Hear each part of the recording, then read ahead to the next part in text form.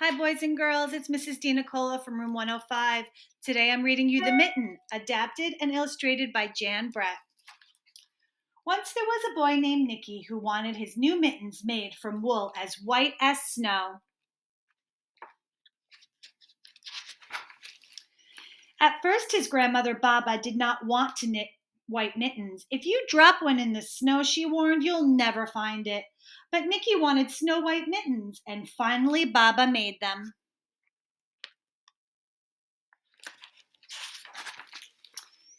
After she finished, she said, "When you come home, first I will look to see if you are safe and sound, then I will look to see if you still have your snow white mittens." So off Nicky went, and it wasn't long until one of his new mittens dropped in the snow and was left behind. A mole, tired from tunneling along, discovered the mitten and burrowed inside. It was cozy and warm and just the right size, so he decided to stay.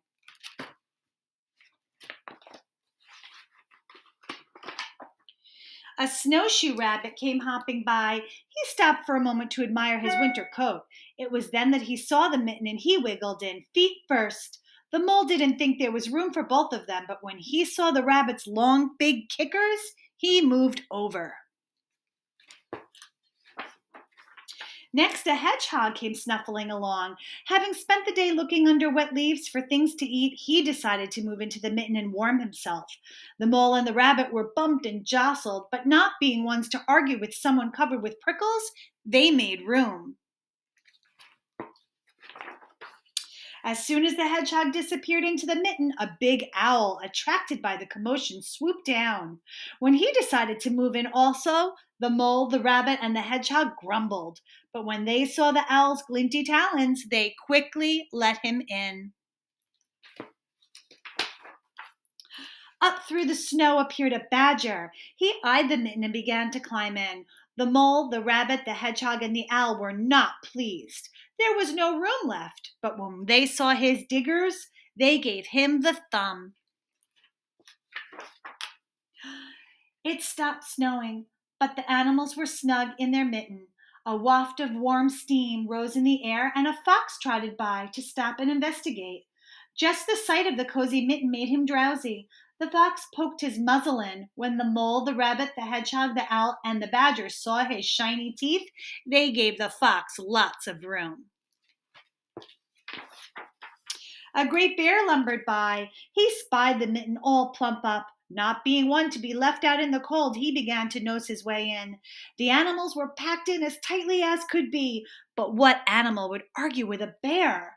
The mitten swelled and stretched. It was pulled and bulged to many times its size, but Baba's good knitting held. Along came a meadow mouse, no bigger than an acorn. She wiggled into the one space left and made herself comfortable on top of the bear's nose. The bear, tickled by the mouse's whiskers, gave an enormous sneeze. Achoo! The force of the sneeze shot the mitten up into the sky and scattered the animals in all directions. On his way home, Nicky saw a white shape in the distance. It was his lost mitten, silhouetted against the blue sky.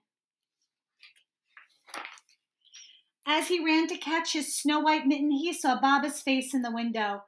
First, she looked to see if he was safe and sound, and then she saw that he still had his new mittens. But can you see what happened to Baba when she looked at the mittens? Look at this. Well, let's see. Look at this big mitten here where the animals were, and look at his little mitten here. The end. I hope you guys enjoyed the book. It's one of my favorites. Have fun listening to all your teachers this week when you listen to them reading.